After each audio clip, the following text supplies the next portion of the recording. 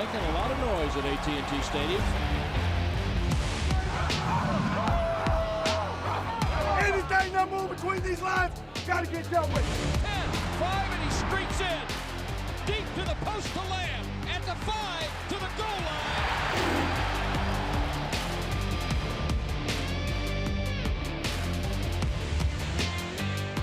Dallas Cowboys Game Night is presented by AT&T, official sponsor of the Dallas Cowboys.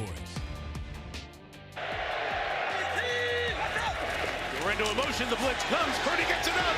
It's a touchdown for Kittle, however, the contact brings the flag.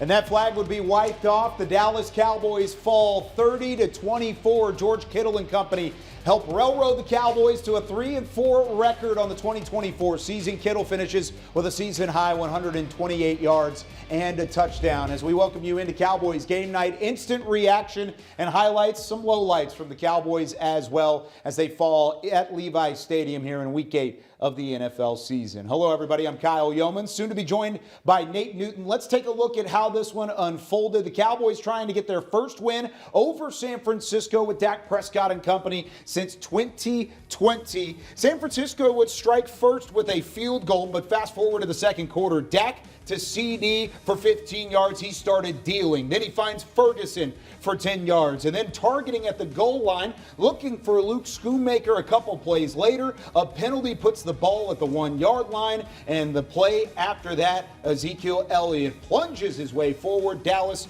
would take a 7-3 lead, his 70th touchdown as a Cowboy. Penalties would hurt the Niners in the second, and there was a holding penalty that takes away this Deebo Samuel touchdown on the right sideline.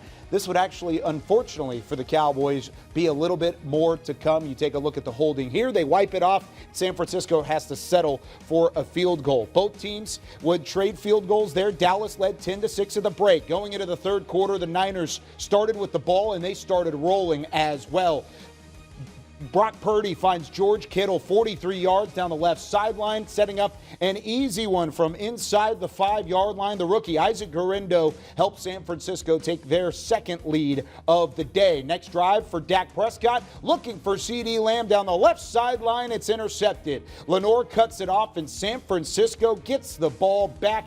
You see him go underneath CeeDee Lamb, and he does get the elbow down. San Francisco football, and they would take full advantage. 7 plays, 32 yards later, Purdy hits a wide open George Kittle for 6. San Francisco would lead by 10. Dallas held to a 3-and-out. Purdy keeps the pressure on. He finds Kittle for 27 yards, setting up this one from inside the 3. It looked like he may have been short, but they rule it a touchdown. Kittle finished with 128 yards, and of course, that touchdown, 21 unanswered for the 49ers in the third. Dallas would get one back in the fourth, trying to find some rhythm on offense. A wide open CeeDee Lamb cuts it to a 13-point San Francisco lead. After a defensive stop, CeeDee Lamb gets it back. It is 30-24. Then all of a sudden, Dallas feeling a bit of momentum here. Under 3.5 to play, a completion to Kyle Juszczyk. He gets inside the 30-yard line, gets right around the 35-yard line, stops short of the line.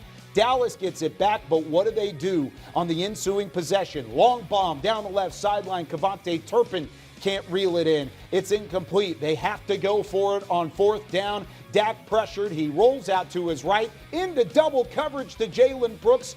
He wants a flag. He's not going to get it. Incomplete, and George Kittle and company get another win against the Cowboys. They get back to 500 at 4-4. The Cowboys now below 500 at 3-4 with the 30-24 final. It's the first time since Week 10 of the 2013 regular season that the Cowboys have allowed over 245 yards passing and over 220 rushing yards in the same game. A balanced attack from Kyle Shanahan's 49ers spelled doom for the Cowboys. Welcoming in the 6-time Pro Bowler, 3-time Super Bowl champ, Nate Newton.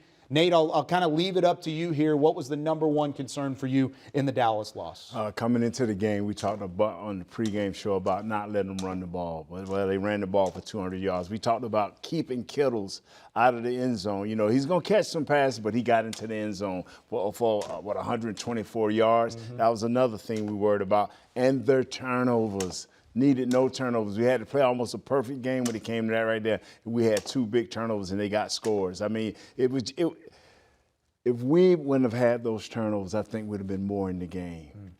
But number one, we have to stop the run. And we haven't stopped the run against a dominant team that is stubborn about how they want to do it. And 200 yards, we're averaging giving up 170 yards to all these teams that we've lost to. You named a lot of different things there. Yeah. The boxes continue to remain unchecked for the Cowboys. The turnovers, the defense, the run defense, the passing defense. And when we come back, we're going to hear to the man that leads all of it, Mike McCarthy, hitting the podium out in California when we come back.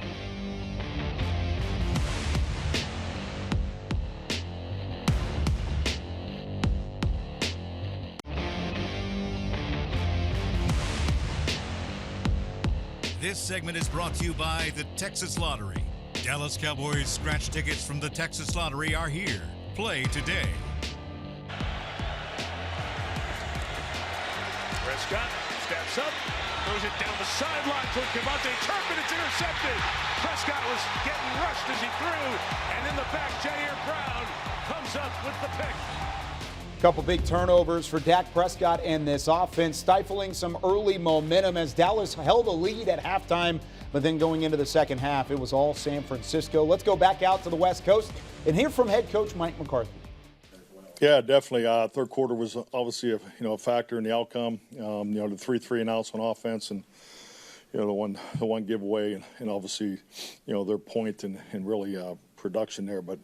Yeah, I mean, you have ebbs and flows of the game. We definitely stayed in that valley way too long. So, we felt solid at halftime. That they were +5 ahead of us in the big play. But Purdy, making plays with his feet, and the 3 and outs. We didn't give our defense any relief either, too. But I thought our guys did an excellent job fighting back in the fourth quarter. We just needed to make probably 1 or 2 more plays.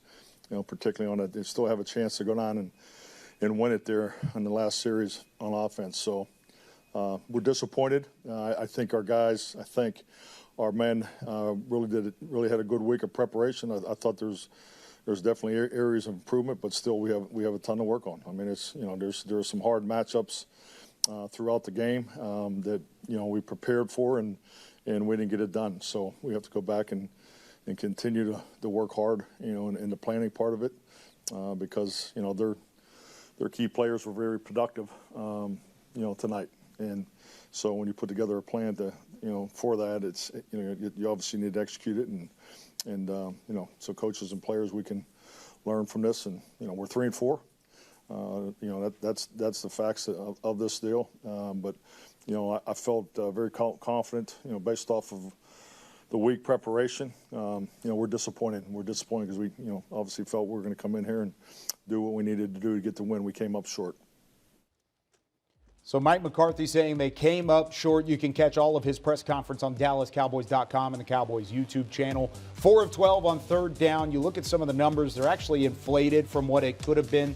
The fact that they had some success in the fourth quarter moving the ball mostly through the air. Of course, no Rico Dowdle, out with a designated illness. You elevate Dalvin Cook. The run game still doesn't necessarily look fully pieced together. But Nate Newton, what's the problem with this offense? No rhythm. You missed Guyton for a couple of weeks, and you moved Tyron out there. I put TJ Bass in. Just got too many moving parts. Cooper is pretty solid. The right guard and right tackle okay, but there's no continuity with this team. And as long as you have no continuity within your offense and defensive lines, no matter how great CeeDee Lamb is, no matter how great Overshown is on defense or Eric Kendricks is on defense, if your interior from your guard to your center, from tackle to tackle defensively, guard to center offensively, no continuity, no wins. It was a little encouraging at the end seeing CeeDee Lamb able to take over the game a bit, but even then it felt like it was still garbage time points. They got their way back in it, had the ball and a chance to drive and take the lead, and when it mattered most, San Francisco clamped right back down. But the defense is a significant problem as well, and we're going to talk to DeMarvion Overshown when we come back with more Cowboys Game Night right after this. This segment was brought to you by the Texas Lottery. Dallas Cowboys scratch tickets from the Texas Lottery are here. Play today.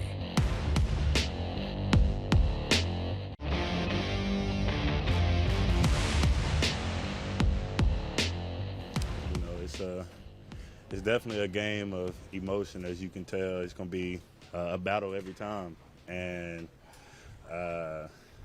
you know, we had a great week of preparation, and we felt good coming into the week. And we just, you know, got outplayed in third quarter, and it ended up biting us at the end of the game. We had a chance. We gave ourselves a chance, but, you know, giving up all those points in the third quarter really came back to bite us. So, good football team. Kudos to them, but we just got to get better. Marvin, when you think of the things coming out of the bye that on defense you guys are trying to fix, how much do you think has been fixed, reflected from this game? Some of the major issues we definitely fixed. We tried some different fronts. I'm sure we stay in tune with those. Those worked out pretty well for the most part. But it was just a couple of plays where, you know, quarterback took off or they broke for a long run that, you know, end up costing us. And those are always the plays like you wish you had back. But for the most part, I feel like we done good with the game plan. Like I say, we let it get away from us in the third quarter. Got our composure back in the fourth quarter, finished strong, but it wasn't enough. Marvin, were you surprised that Brock was able to hold on to that ball in that set? You know, watching his film, he carried the ball a lot, so I'm sure that's something that he works on. Me personally, I got to do a better job at attacking the ball, like blind side. You know, I know it's a hard hit, but I got to do better attacking the ball, especially in that situation, getting it back to our offense to the closest to the end zone as I can. So that's one thing that I learned from that sack. But like I said, he held on to the ball. Good play by him. Coming out of half. The Marvin Overshone talking about some of the notable things missing on that defensive unit. And fact of the matter is, when you give up over 245 yards passing, 220 yards on the ground, you're not playing good football on that side. Where does it start with this defense? Up front. And I know it's boring. I know people say every week Nate say up front. But that's where it starts at. We run a 4-3 defense. And what we need is for our linebackers like Overshone, Kendricks, and those guys to be able to run free. When we bring an extra guy in the box and Donovan Wilson, he got to come up and be a devastating force. So we got to start up front with the running game, and we got to be better tacklers and more willing tacklers to keep that pressure off our secondary, because once you turn into a play-action pass team, you can just throw the ball whenever you want, and they hit us for, 469 total yards? Yeah. 200 rushing, 200 throwing. That's a balance that we don't need. You got to make a team one-dimensional, and it starts up front. Averaging 6 yards per carry, chunk yardage after chunk yardage. And again, it's not Christian McCaffrey. For much of the game, it was not Jordan Mason who's been running well. It was Isaac Garendo, a fourth-round rookie out of Louisville. Just can't stop the run. You can't slow down the pass. There's nothing really going right for this defense right now. When we come back, we're going to hear from Dak Prescott as well. A couple turnovers, both in big-time situations. What is happening in the mind of QB1 when we return with more Cowboys Game Night?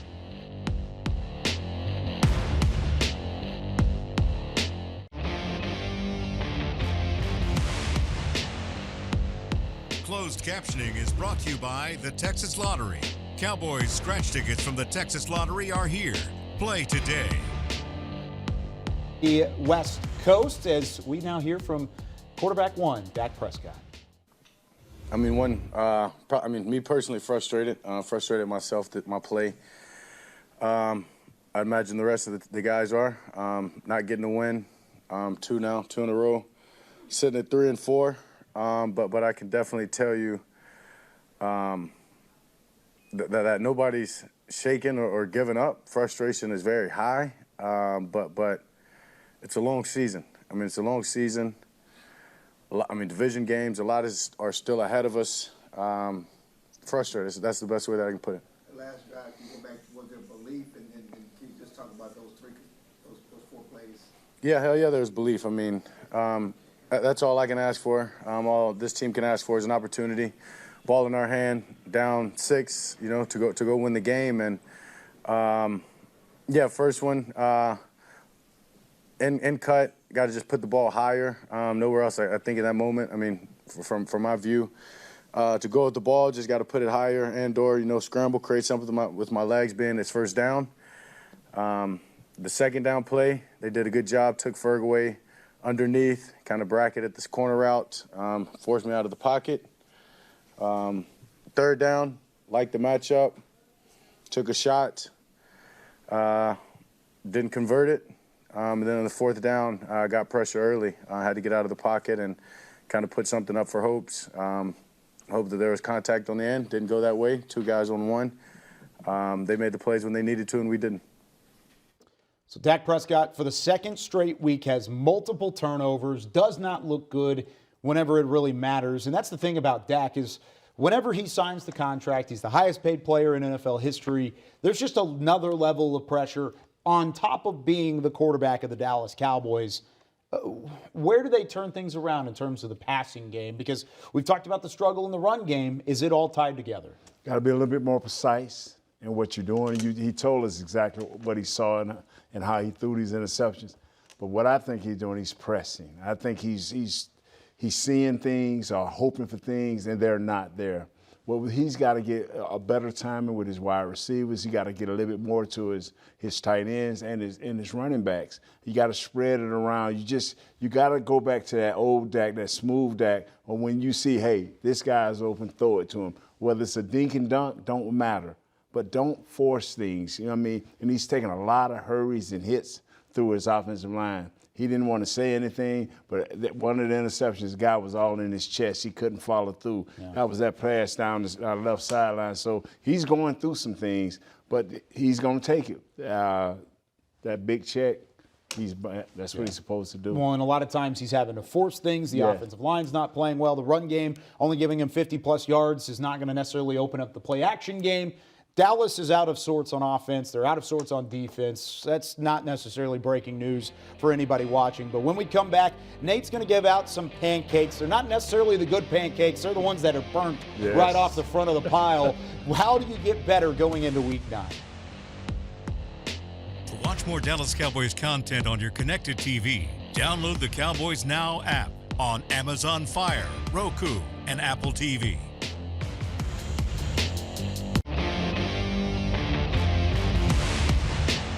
Dallas Cowboys Game Night was presented by AT&T, official sponsor of the Dallas Cowboys.